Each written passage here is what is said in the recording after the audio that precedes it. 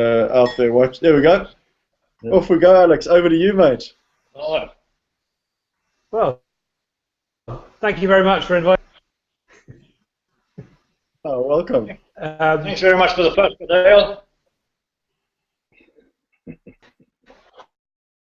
I'm actually in your hands. I'm actually putting the new one together today, which will be batch number 8. I believe you have batch number 6 at the moment. Is that correct? Yes, that's correct. Yeah, that's right.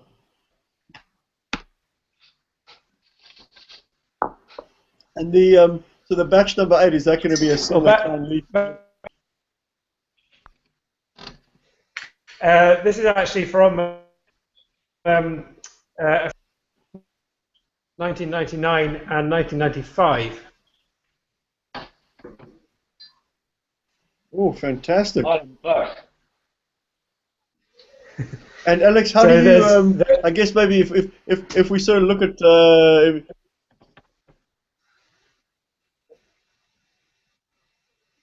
I think we're going to put a bit of delay on the line, yeah. I was going to say, could you maybe?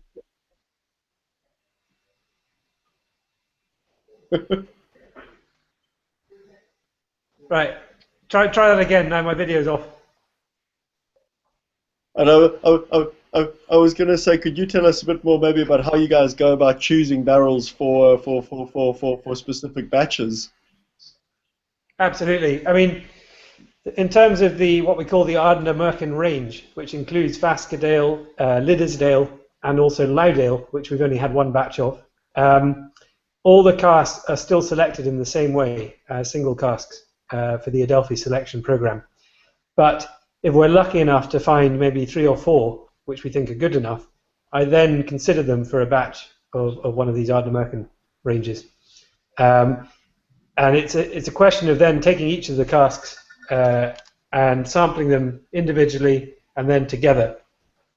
And even then, we then have to use different amounts of each to get the right balance.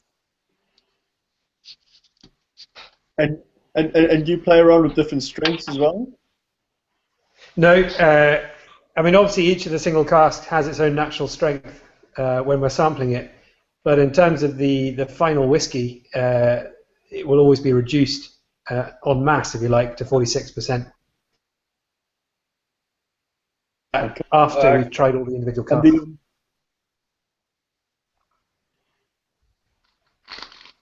And now with the Highland Park batch that you're doing next, what sort of barrels were those in?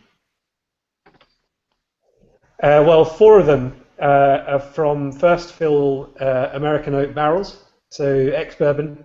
In fact, they're actually ex-Tennessee. They're all Jack Daniels casks, these ones. Okay. And then there's a refill sherry butt of 1995, which just adds a little bit of weight. And it's more of a traditional style of Highland Park. It's got a bit more smoke, so it gives it that nice sort of peaty, kind of open moor kind of flavour profile. Oh, fantastic! And I guess look, for us as a club, I mean, we spoke to last month. We spoke to Ian McMillan, and he was sort of talking to us a bit more about blending. And obviously, it's not every day we get to speak to an independent bottler. So maybe I suppose I guess I speak for all the boys when I say it'll be quite interesting if you talk us through maybe you know, I guess how independent bottling works, what you guys what you guys aim for, how you go about sourcing casks, how you set your relationships up with the distillers and so on. Sure. I mean, it has changed a lot. You know, if we all had the benefit of hindsight, things could be very different today. I mean, when I joined Adelphi 10 years ago, we were still very much, as an industry, we were still very much swimming in the whiskey loch, as it was called at the time. And this was really the conclusion of far too much whiskey or spirit being distilled in the 1980s predominantly.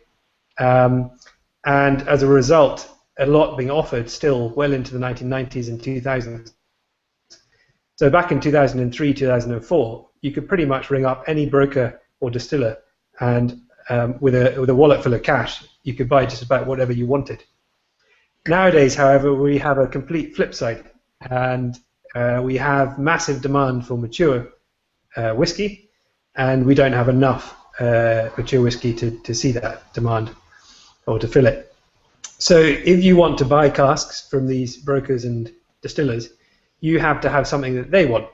And this goes back to the traditional trading or swapping methods that we've had in the industry for so many centuries now. So in order to get this Highland Park, for example, I had to trade off some casks of Linkwood, I think possibly Bowmore from memory for this batch, with one of our friendly brokers. So that's how it all works. Now the other side to that coin is that when we were buying for cash, we could be very, very particular in that we would only buy what we'd sampled and liked. And our average hit rate here at Adelphi is about 1 in 30 to 1 in 40 casks that we buy on sample. So that's 30 to 40 samples before we actually find one we like. My liver is quite happy with that. But obviously that doesn't work anymore because we're trading. We don't get to see these casks. So it's now a two-step maneuver. I have to basically second guess what I'm being offered in terms of what I've seen before, what I know to be good, the quality of the wood that it might be in, and all the rest of it from that source. And only once we actually own those casks that we've swapped for, do I get to do this selection process. So the selection process is now after we bought them, not before. Oh. But the good news is because of the demand being so high, and as I say, you needing casks to swap if you want other casks, it means that anything we don't like or doesn't meet our selection process can then be used to trade off for the next batch. So it's a kind of it's an ongoing circle of trading and tasting, basically. That's what I'm getting at. Oh, I guess you probably would never imagine that that's how it would work. So it's actually slowed down your whole process quite a bit in a way. It's slowed it down in terms of the process, yeah, but it's probably sped it up in terms of what is available in quantity, because the more we get, the more tradable stock we get, the more we can get back for it, and that has meant that this part of the company has built quite considerably in terms of its stock over the last 18 months. So don't your trading partners get a bit upset that you're just giving them your rejects? No, because their main purpose in life is to have stock for blenders, the guys who are going to make the Johnny Walkers, the Hanky Bannisters, whatever you want to call it. And for them, the less particular or less individual the cask is, the better. It needs to be as sort of conformist as possible, if you like. Okay, right. Blend. Gotcha. Yeah. Okay, that makes a lot of sense, yeah. And is that also the reason for starting up the Ardnamurchan Distillery? So you've got casks to swap? Yeah, I mean that was one of the reasons. I mean, I think that the primary reason we wanted to distill was just for that very reason. We wanted to make whiskey and to take the Adelphi brand further than just an independent bottler. And also, we were incredibly lucky to have had this opportunity in such an amazing place in Scotland. Mm-hmm. Ardnamurchan has never had a legal distillery before. It's quite famous for illicit distilling in the past, but never legal. And as with many illicit... Sorry? That goes everywhere in Scotland, doesn't it? Well, it does, but if you look at the pattern of where the sort of concentration of illicit stills were, and Ardnamurchan and Speyside are two of those places, it's actually because the water and the fuel, in this case peat, was in such quality and abundance. So Ardnamurchan has been crying out for a proper distillery for a long time. So I'd say that's a primary reason, but then, of course, there's always benefits to that, and one of those was being able to produce our own stock, which people might want. And in about 2 hours' time, I will be having my first meeting with one of our friendly brokers who does blend, and we will be discussing whether he wants to buy next year, or swap, which would be even better, some casks or some fillings of Ardnamurchan. Oh. So it's a whole new process. Yep. And Alex, sorry. No, you're right. Yeah, I was just going to ask Alex. You mentioned there that that obviously at the minute, I guess what's different now to say 12 years ago is you had the whiskey locks back then. Are the guys distilling a hell of a lot more at the moment? Are we going to see whiskey locks again in the future? Do you think? That's a very good question. I mean, you may have. I don't know if you've seen the news that came out yesterday over here anyway, that whiskey sales in the first quarter of this year were down 11%, which, if you actually look at it in detail, it's all very transparent. And the majority of that was a problem that we've had, well, not we, but the sort of top end industry has had with change of law in China, where you no longer can give these expensive bottles tax free. But there are a number of other issues too. There's the strength of the pound at the moment and all the rest of it. So what I'm trying to get at is no one really knows where the industry is going in terms of volume in the future. But what I would say, and certainly this is why we're fairly confident, is that single malt as a category is still relatively new. I mean, Macallan only went out there on its own in the late 1970s. And I remember a very good friend of mine, her father was the first marketing director for Macallan. And his annual budget for marketing, and this included Taiwan, whatever, in 1979 was £500. So that just puts it into a little perspective in terms of how new we are, or how new the single malt category is. And I think the majority,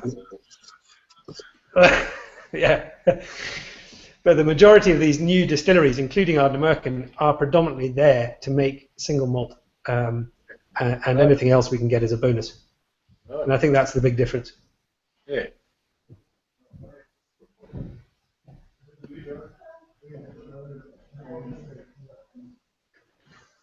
And Are we all Alex, still there? sorry, you there? Yeah, I'm still here, just about. Okay. And so now talk to us a bit more maybe about the about batch 6. Well, maybe if you can tell us about the sort of previous batches of Fascadel we've done. So we've obviously got batch 6, which is a 12-year-old Clynelish. What have you guys had previously for the Fascadel? Well, Fascadel, if I just give you a quick introduction to what Fascadel actually is. I mean, you can read about it on the box, but as you probably know, or you may not, Ardnamurchan is the most westerly mainland point of Great Britain, and it's still Great Britain. Yeah. Actually, we'll talk about the referendum next. I'm off. Right. No. So if you imagine this kind of finger of a peninsula sticking right out into the Atlantic, and there really is pretty much nothing apart from a couple of very small islands between there and America. So we get all the weather in one day comes sweeping in. And Fascadel itself is a rocky beach or cove that sits right on the end of the peninsula, just around the corner from Sana Beach. And it's the most amazing place. I mean, it's one of those kind of places you go to and you just want to stare out to sea all day. But for the whiskey, so we created the brand, obviously, and for that filling, we have always used Highland coastal whiskies. And by Highland, I mean that category also encompasses islands as well. So that will include the Orkneys, where we have Highland Park, and the Isle of Skye, where we have a very famous distillery that we've never been allowed to name on our bottles. I can leave that up to you. Does it start with P, maybe? So the earlier batches, and from memory that was 1 and 2, possibly 3, but certainly 1 and 2 were from that particular island with an unnameable distillery. Do you still have any of that? I have an archive somewhere, bottle, yeah. Oh, right. So there's no chance of us getting that. Well, I don't even have Fascadel 6, which you have in front of you. Oh, really? Everything here is now sold out before we've even finished bottling it, which is, it sounds fantastic, but it means that we never have any left to enjoy ourselves. So I hope you're enjoying the Clyde Leash, because I would be. I get to enjoy the next one before you see it. That's my bonus. And so so we've also filled, obviously, Highland Park in the past and Clyde Leash, and those are the 3 to date that we filled. Liddesdale, which is one of the other ones we do, is from Islay and normally in sherry casks, and that's always been to date, certainly, from Bunnahabhain Distillery. So you get a nice contrasting in style. Now, just to carry this on just a wee bit longer, the long-term idea is that the Ardnamurchan Distillery, which obviously is owned by Adelphi, we will do limited edition runs of our own whisky from Ardnamurchan under the Fascadel and Liddesdale and Loudale brands. And these will be the small batch Ardnamurchans, if you like, where we've selected one style of Ardnamurchan. So we've gone for the peated one or the sherried one, and so on and so on.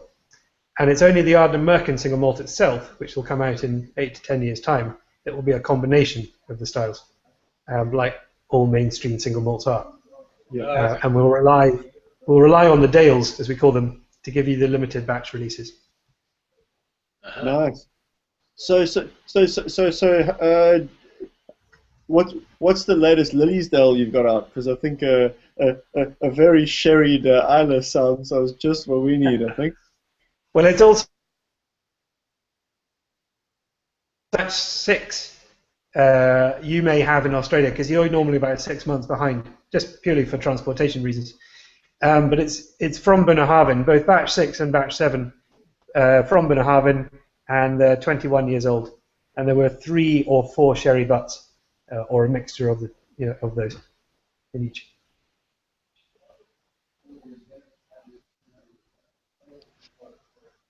Are we still there? Yep. Yep. Excellent. So the biggest part of the whiskey that Adelphi sells is the Dales. I've got a bottle of Adelphi Selection Tobermory and Glengarry and Milton Duff. So the specific cask strength from the distillery is a smaller part of your business, is it? No, I think in terms of overall volume of bottles, it's probably quite close now, bearing in mind that each batch of Dale is about 1,500 bottles. Okay. But the single cask is still very much our main business as Adelphi. And, I mean, we're now probably producing around 9 or 10 casks every 1.5 months, something along those lines.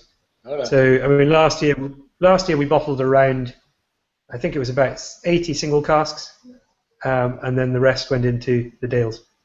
Okay. But that's obviously governed by what we can find. It's no more than that. I would love to have more, because demand is where it is, and everything's on allocation, which is great, but it's also a great shame. Yeah, it's a bit of a struggle because not enough people, not as many people as you would like, can actually get to drink your whiskies. Then it's only really sort of the lucky few that end up getting it.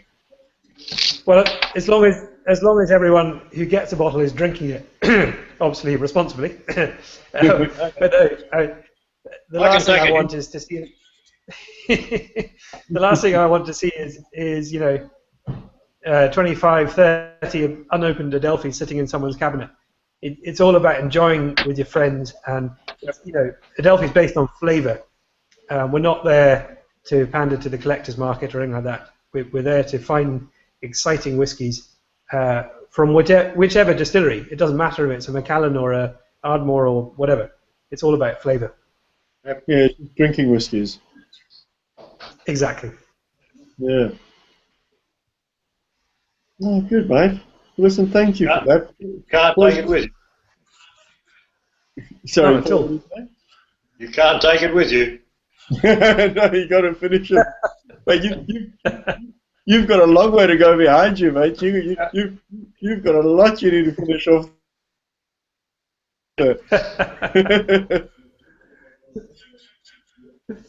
Hi, Fiona. I think we listen. I mean, if anyone just.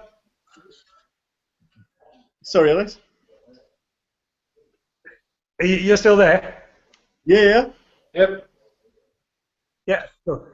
No, I was just going to say. I mean, obviously, the new distillery project. There was a lot of, or there is a lot of information about it, and very difficult to discuss on a broadcast like this. But without trying to sound, too marketing or pushy, please do have a look at the distillery website, because it explains all the new environmental methods we've used to make whiskey. And a lot of these hark back to the original days when whiskey was in fact a byproduct of animal feed. It's obviously the other way around now. We get animal feed as a byproduct of making whiskey. But as long as you keep that circle going, I think it's very, very important. And as long as you don't get kind of overwhelmed by cost efficiencies and volume production, I think the industry has a very bright future. And how many stills have you guys got there at the new distillery? Just one of each. We're running pretty much in terms of the capacity in the wash still, which is 10,000 litres. It's pretty much as big as you want to go for a single still. Yeah. But building a brand new distillery is great because everything's linear. It's all starts at the top of the hill and works down to the bottom. So that it's a very efficient distillery. And how do you mean gravity fed? Sorry, what was that? You mean it's sort of gravity fed? Not as much as that, but it's just it doesn't have to go around corners or up hills or anything like that.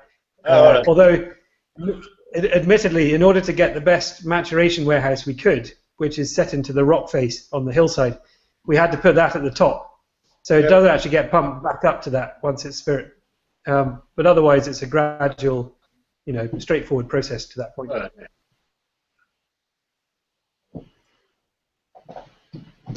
Sorry, I just got to plug my computer in. The battery was about to die here. I just thought, shucks. Yeah, thing's about to die. Now, see, we've been joined by one more person. Hi, Fiona. How are you? I'm not sure if you can hear us there. I've got a picture of a bumblebee. Yes. Well, Alex, listen, thank you very much for joining us. Boys, anyone got any other questions for Alex before he goes? I think it's ironic that Alex is talking about an industry that's hundreds of years old, and we can't get the internet to work properly.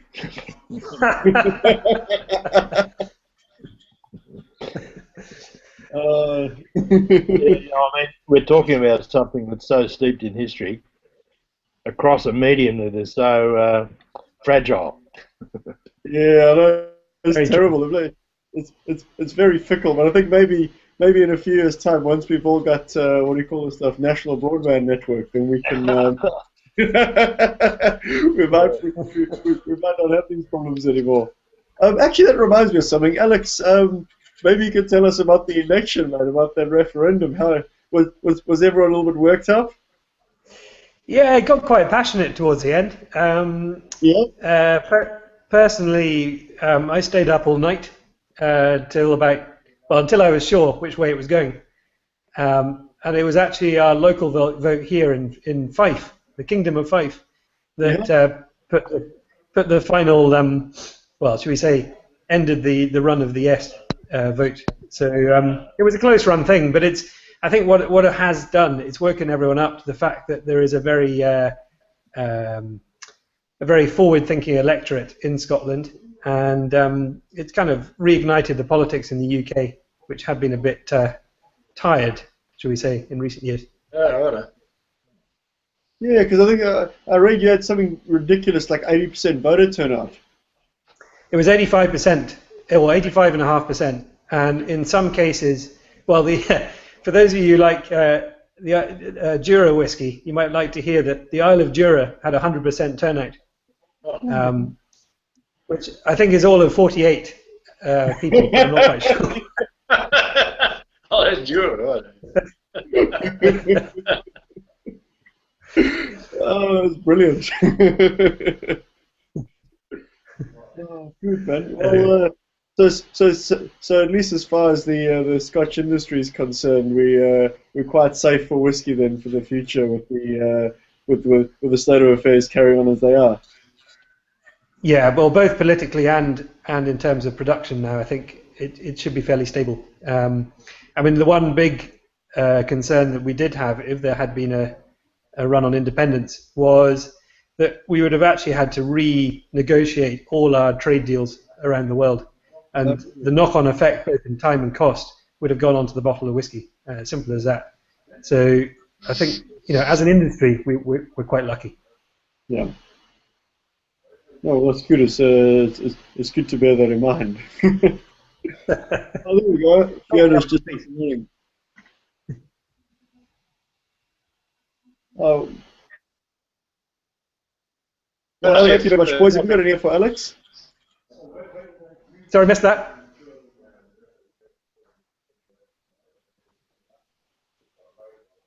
Sorry, Paul, did you have another question?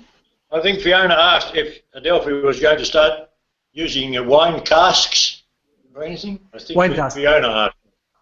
Yeah. Right. Well, I put that to two categories. One as in the Adelphi independent bottler, and then Ardnamurchan as the distillery. I'm afraid the answer is no in both cases.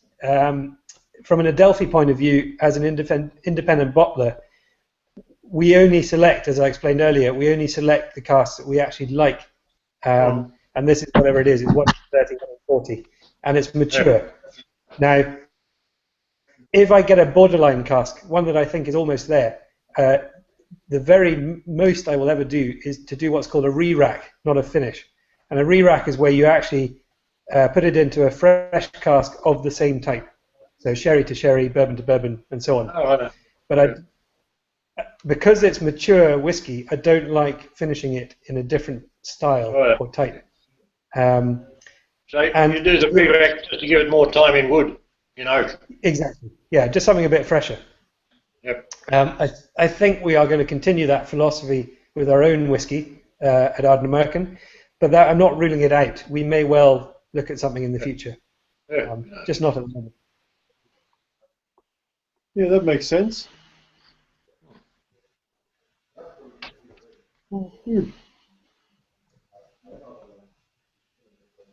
Andrew, have you got any questions over there? You've been very quiet for the chat. No, I'm just happy listening. Thanks, mate. Fantastic, buddy. I just want to make sure that you're happy there with you've got an opportunity to ask if you've got anything to ask. That's good news. Nah, thanks for the opportunity to have a listen. Oh, no, fantastic. I still haven't heard that keyboard. Yeah, you got to play some music, mate. Oh, it's in another room at the moment, sorry. Yeah. Excuses. Next month. You don't play Scotland the Brave. Look, Alex, I used to play in a Scottish-Irish pub band, so I do know that one. Well, maybe you need to work on a jingle for us for next month, Andrew. Yeah, look, I'll give it a crack. Sounds good. Sounds good. Oh, great. All right, boys. Well, and lady.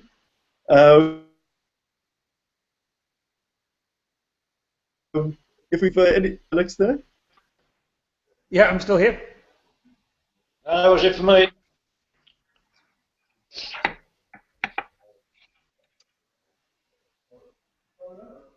We're out there, guys. I was just asking if anyone's got any more questions. Nope. No, I'm right. Fantastic. Well, Alex, listen, thank you on behalf of the club. Just want to say thank you very much for your time, mate. I know we all we're very busy there. So Well, listen. Tuesday morning. Well, no, thank you very much for supporting us and this glorious industry. And hopefully I'll meet some of you guys when I'm out next in on your side of the world next year sometime. Fantastic. Well, listen, as long as you keep pushing out nice batches of whiskey for us to drink, I think we'll you'll certainly be welcome with very, very open arms. Well, that's very kind. Thank you. Right, thank you very much, boys, and listen to everyone else. Thanks for joining, guys. Good to see you all, and we'll see you again next month, and we'll have another little game with technology and try and get it to work. Cheers. All the best. Have a lovely evening. Have a good night, everybody. Cheers, guys. Cheers. Bye bye.